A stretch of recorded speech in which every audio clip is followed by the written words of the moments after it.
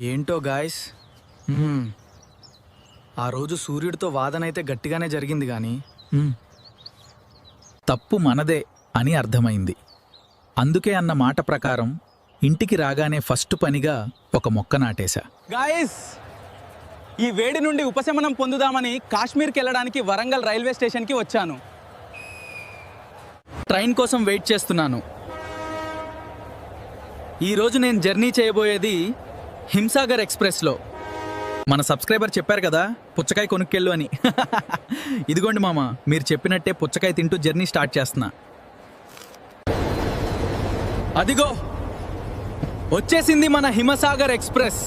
దీని స్పెషాలిటీ ఏంటో తెలుసా గాయ్స్? ఇది మనల్ని సౌత్ నుంచి నార్త్ చివరి దాకా తీసుకెళ్తుంది. 1.5 రోజు అంటే దాదాపు 30 గంటల లాంగ్ జర్నీ మామ. ఫైనల్లీ సీట్ దొరికేసింది మామ.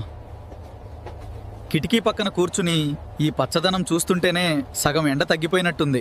ఇప్పుడు స్టార్ట్ అయిన ఈ పట్టాల ప్రయాణం రేపు పొద్దునకి ఎక్కడికి చేరుతుందో అని చాలా ఎగ్జైటింగ్గా ఉంది. చూస్తుండగానే చీకటి పడిపోయింది గాయస్. మహారాష్ట్ర దాటేస్తున్నాం.